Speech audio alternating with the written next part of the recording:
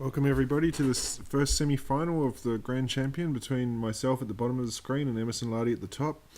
Emerson is the highest seed. I'm seeded 10, he's seeded 2, so he gets to play first. I've reverted back to my cycling deck, which I'd only won one match all year with. I'm not sure why I did that. Emerson, you can see, is on his Blue-White Auras deck, which he's also played consistently throughout the year.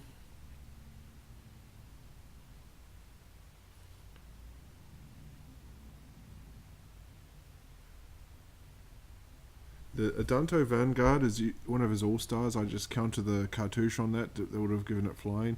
But it's probably not as good against a white deck because it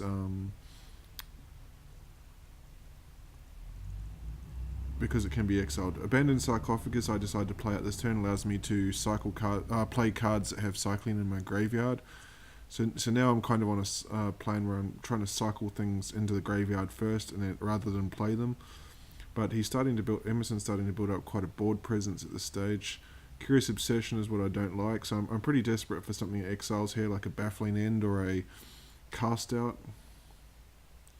He does have that blue open, so I'm quite wary of Dive Down. At this stage when I'm down to 9, my plan here is to recycle Renewed Faith for 2 life and then play it out the graveyard to get another 6 life. But I'm going to take a hammering here. I think it's 5, 6, 7 points coming across is going to drop me to 2.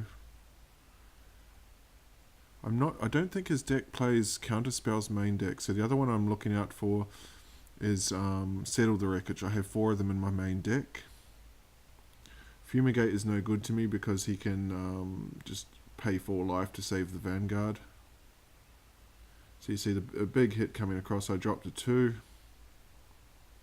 He plays out another threat.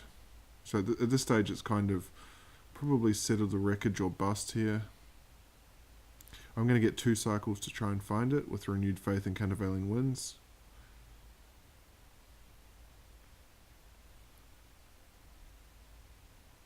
First puts me up to 4, I can't find it.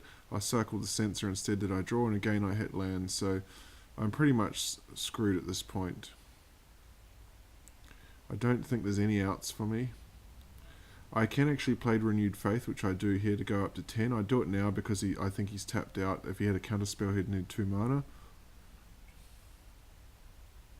But you can see he's got 9 power on the board, so I just got to cross my fingers and hope he doesn't have any sort of pump, which he does, so I'll concede this first one. On to game 2 now. I'm on the play.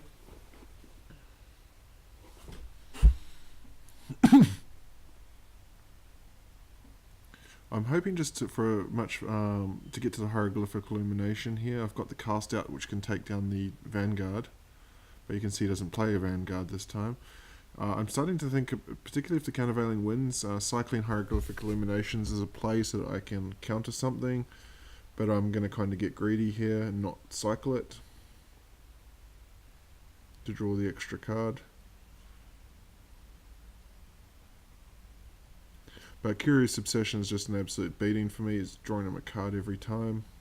You can see I've got the Cast Out now, so I've got 2 options. I can cast out a threat, or I can Hieroglyphic Illumination here.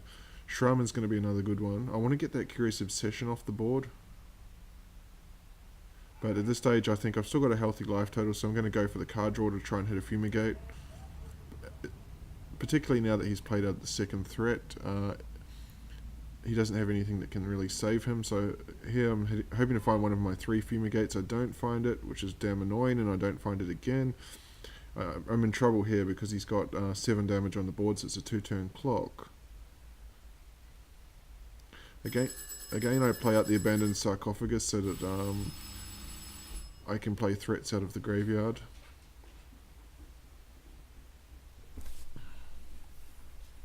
He's going to load up a cartouche, and Shram gives him extra card draw, so there's another beating coming across here. 8 damage on board.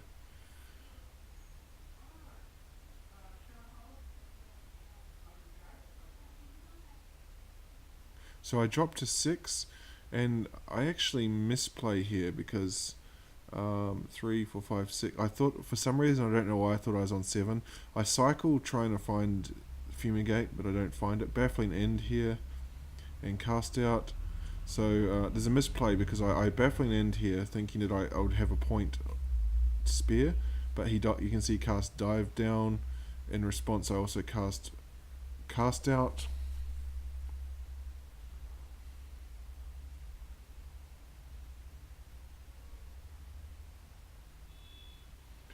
Thinking I crossed my fingers that that's my only out, because I couldn't actually cycle the cast out at that point because I wouldn't have had enough to play Settle the Wreckage, enough mana. But he's actually got lethal on board, which I didn't realise, so it's just a simple case of him swinging in and finishing me off here. And I should have inserted my finish him, but I forgot in editing, sorry. So second, I decided I'm going to go with Modern. He's on the play because he's the top seed. You can see I actually beat Emerson in the grand final of Moderns. I was playing green-white value, but I decided to change to blue-red Kiki for this one.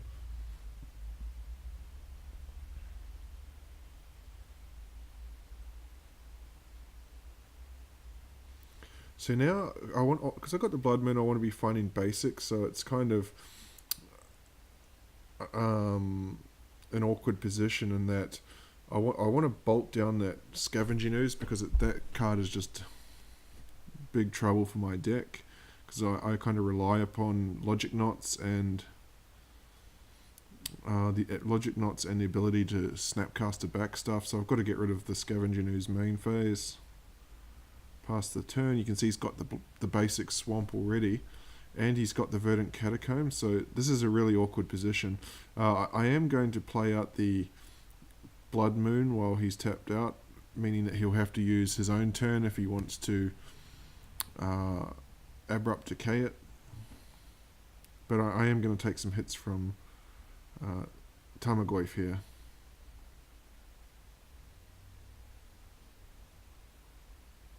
And he passes the turn, so that tells me he doesn't have Abrupt Decay. But down to 11, I don't have many turns left. I play out Thing in the Ice. A second blue source for Logic Knot would have been good, but I don't think I've got 2 turns to wait for that.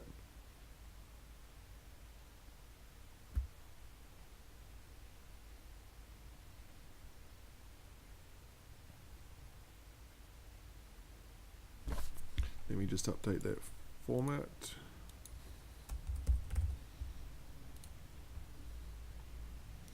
You can see he removes my Thing in the Ice, so it's pretty dire for me now, down to 7. I'm pretty much on a blue source or bust here with the Cryptic command. Deceiver Exarch is going to buy me a turn, so I'll take that. The only issue here with Deceiver Exarch is it's going to reveal my game plan, because at this stage I think he doesn't know if I'm on he doesn't know if I'm on Through the Breach or Kiki, so I've told him straight up what it is. I still have Logic Knot to answer whatever he's going to play. He doesn't play anything, so I'm going to pass the turn. I can tap him down with Cryptic.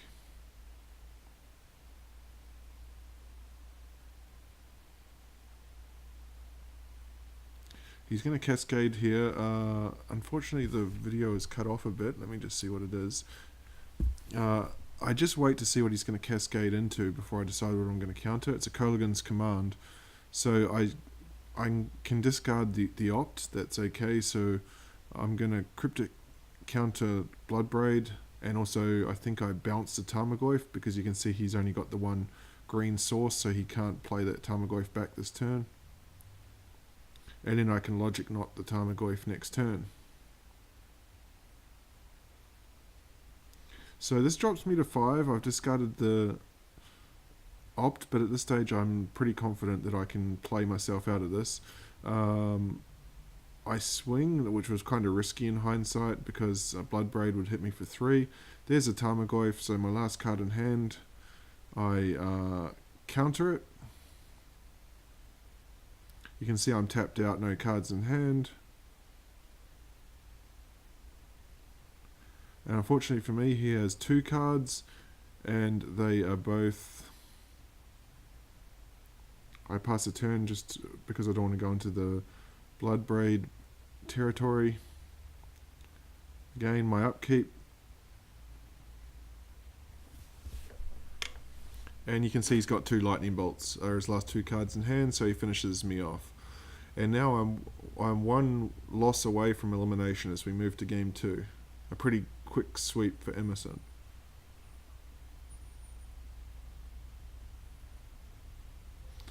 This hand I'm going to keep because I always expect when I play these sort of decks that he's going to have turn 1 Thoughtseize or turn 1 Inquisition, so I just want to hit my land drops to start with, and also Opt and Deceiver Exarch I think was a pretty tough choice. It sort of tells me about his hand as well, depending on which one he's going to take. He's going to take the Deceiver Exarch, which suggests to me that he's more concerned with the long game here, so he probably doesn't have a lot in his hand. Logic Knot's a good pickup. I pass the turn. At this stage I'm thinking I've just got to get through this turn here, because then I can protect the next turn with Logic Knot into Cryptic Command, and you can see I picked up a Mana Leak, so I'm pretty confident of where I am at this stage. Plays out his first Goyf. I'm going to fire off the Mana Leak here because it just gets worse as the longer the game goes on. Find a Snapcaster, which is great. Pass the turn.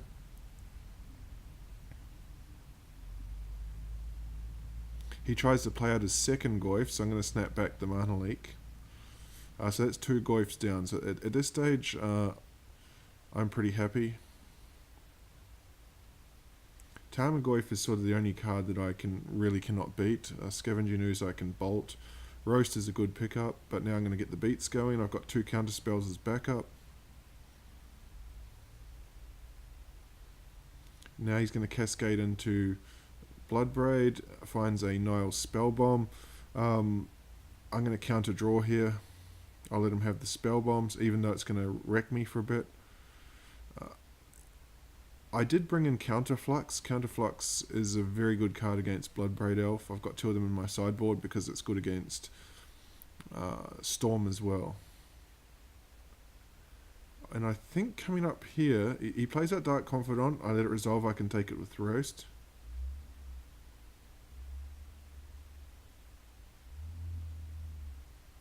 And I can get rid of this island, so Desert Lighthouse is going to start doing some work for me now.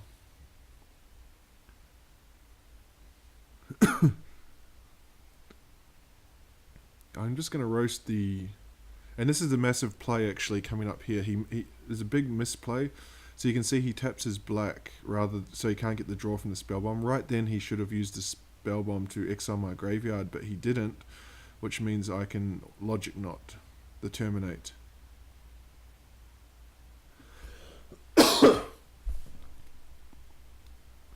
So if he had activated the Spellbomb in response to my cracking the fetch, I couldn't have played Logic Knot, and I couldn't have countered the Terminate.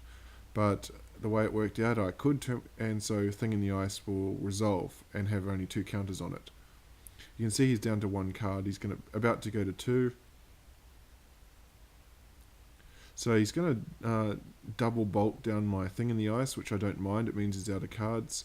He can't fire up Raging Ravine because it requires 4 mana. So at this stage, I start the beatdowns of Snapcaster. I think I can probably win this if I can find a Blood Moon. I actually sided out 1 Blood Moon because I thought he might bring in some extra enchantment removal. Here's Liliana. So this is kind of awkward. I'm looking for an answer here with Opt. This is a big call because Kiki Jiki I don't want. It could have been tempting. But he's going to minus... I'll get rid of my Snapcaster. I'm down to... but I'm going to be able to activate Desolate Lighthouse and hopefully find something to take care of that Liliana. Pull from Tomorrow is going to be huge here. It's a 1-of in my deck. I can get rid of Opt or whatever I find. But Thoughtseize kind of forces my hand here. That's his top deck. So I'm going to pull for 5 here.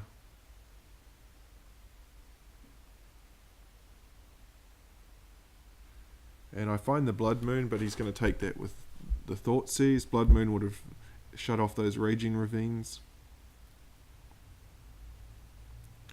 Ether Spouts I bought in from the sideboard as well.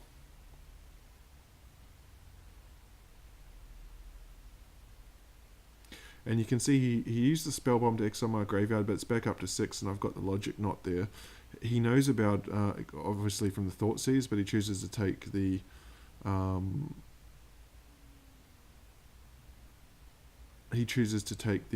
Blood Moon instead. I discard Ether Spouts because I can get it back from the grave with a Snapcaster, because I got an Opt and a Serum Visions to try and find something, not that. Snapcaster is great.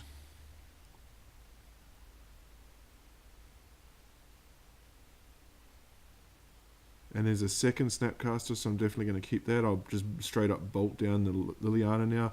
So at this stage he's out of cards, and I'm pretty confident I've got this match in the bag. He's down to 7.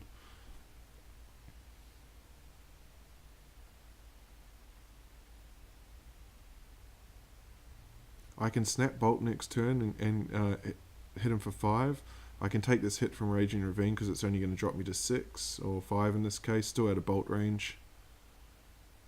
And I've got double bolt covered as well with the logic knot. Treetop Village, I don't mind. Here's a snap bolt. You can see he's out of cards. I just check. I've only got 1 lightning bolt, unfortunately. Otherwise, I could have just done it next turn.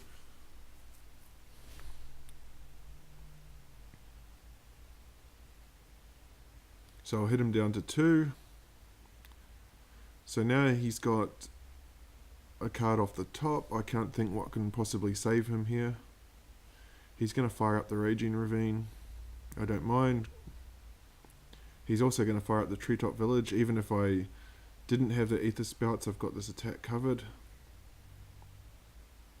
So I just fire off the Snapcaster, get back Ether Spouts. He's tapped out, so this is going to game 3.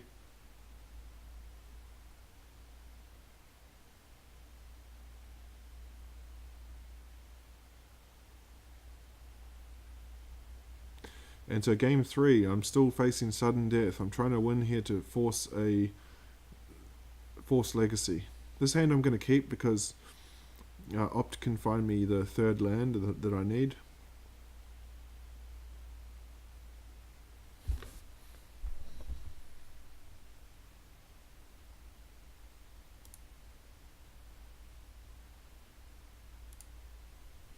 So he cracks that Bloodstain. I'm like, here comes the thing. There's no Inquisition or Thoughtseize, so that was a huge relief. Scavenging Ooze. Now this is kind of puts me in an awkward spot. I keep the 3rd land.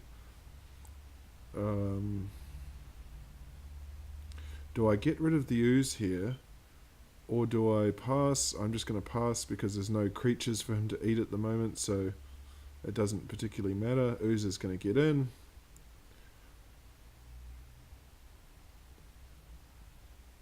But Ooze is something I definitely have to get it off the battlefield ASAP.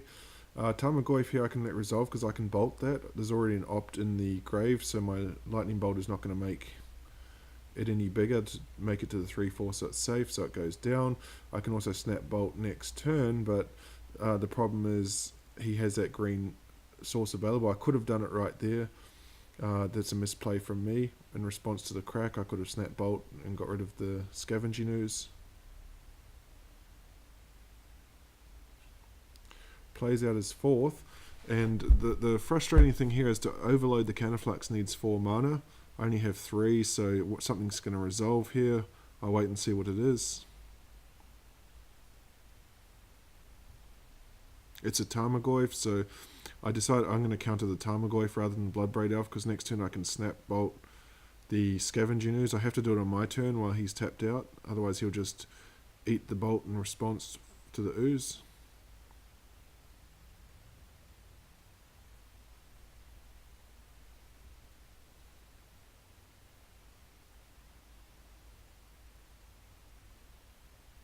So he's got 2 cards in hand. If he wants to use one of them in a turn to take down my Snapcaster, I don't mind, but again he uses Liliana to take it down. He's down to his last card.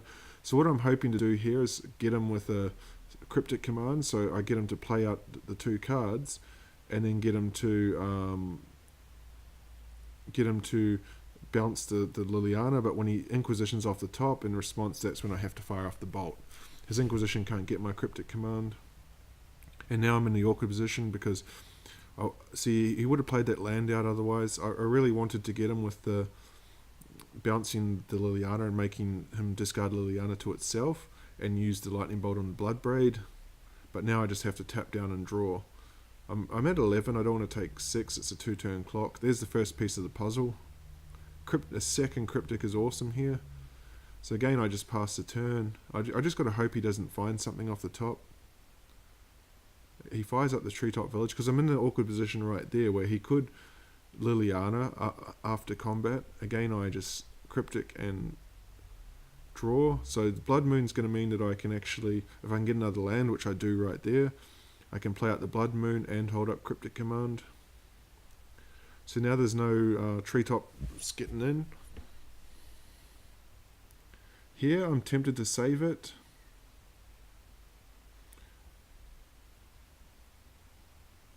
I haven't seen this card before, Deglamour, and I do decide to save it. I counter draw. So now fingers crossed he doesn't find anything. I don't mind going to 8. At worst case scenario, I can use Kiki-Jiki as a blocker, but he's out of cards again. I've got a Logic Knot. Still, he's playing off the top of his deck, so I can take another hit from Bloodbraid. But if I don't draw anything decent next turn, then I'm forced to play out Kiki-Jiki. Thing in the Ice is an awesome draw, particularly when he's only got one card in hand. It can block his Bloodbraid Elf. He plays out a land. He swings the Bloodbraid Elf, so I know he's got a Lightning Bolt. I've got a Logic Knot, luckily. So you can see he's out of cards now. At this stage, I think I'm in a pretty good position. I've got this one covered. And I'm starting to think it's legacy time.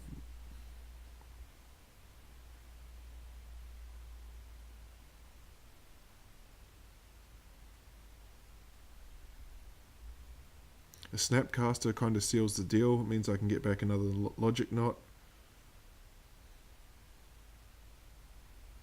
Pass the turn. So he's playing off the top of his deck. I've got 3 in hand. Here's Liliana, so I can hit him with a double here. I really don't want to. I want to save the Logic Knot for later. I don't want to exile, so I can actually Mana Leak, snap Mana Leak, get him to pay the 3 the first time, and I get 2 triggers on Thing in the Ice. The awkward thing though with flipping the Thing in the Ice is it will return the Bloodbraid Elf, which will give him another draw. You can see it's down to 2. But the other thing with the Thing in the Ice is when it flips, it also returns my Snapcaster, so I'll get it back. So I counter again. So Thing in the Ice is down to 1, so I just need any instant here to really start going to work. But I find the Pestamite, so unless he holds up a, I think there's no need to swing or snap there. Unless he holds up a Terminator or something, this one's over. As soon as he plays Bloodbraid Elf, I know I've got this match won. Tarmogoyf comes down, he's out of cards, there's nothing he can do. Oh, I may as well just fire this off now and tap down that Bloodbraid Elf to stop one attacking. And play out my Kiki-Jiki, and we're going to Legacy for a decider.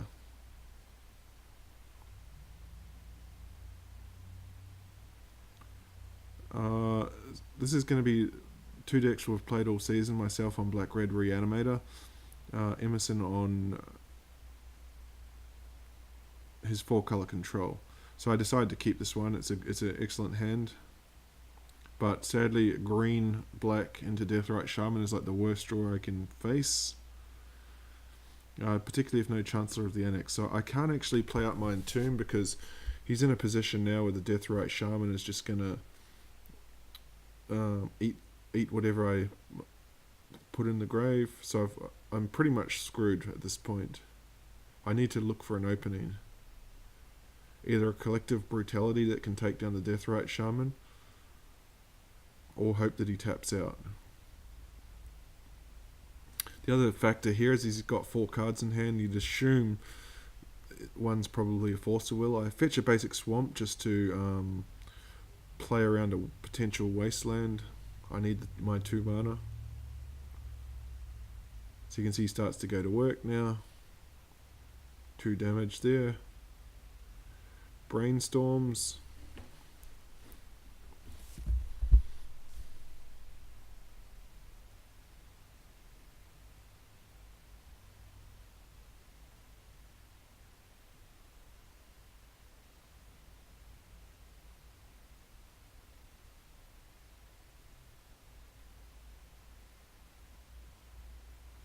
Down to 4 cards here.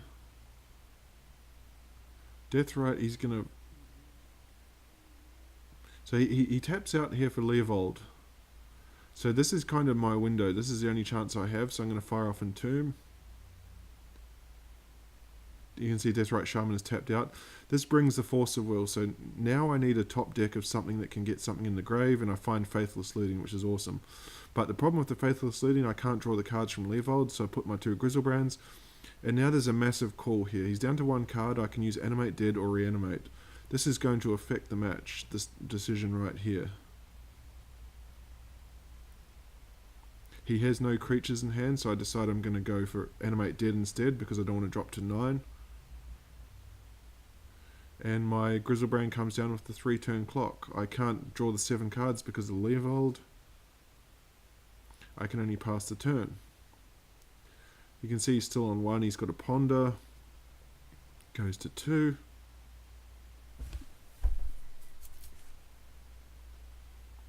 And he plays out the Deathrite. So at this point here, I've got him dead on board. I've got 3 swings. He's got 3 turns to find an answer for Grizzlebrand. I put him to 11 and go to 22. I can't play out any more threats because he's just going to keep that Bayo open from now on so that Deathrite will just eat anything that I put in the grave. He swings with Leovold, but Leovold's not going to get it done. Plays out a land, so again he fluffs. So I'm going to put him to 5. He needs a top deck here, or he's dead. Top deck time.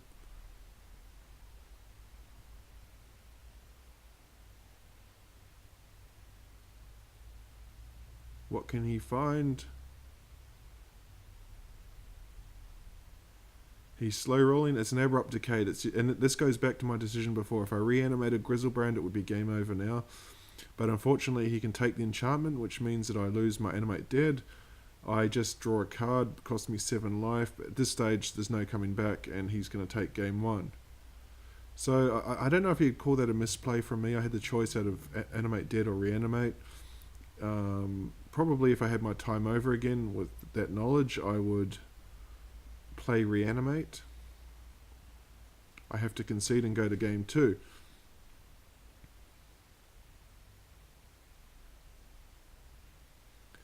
Game 2, you can see some really poor hands here. I have to go to 4.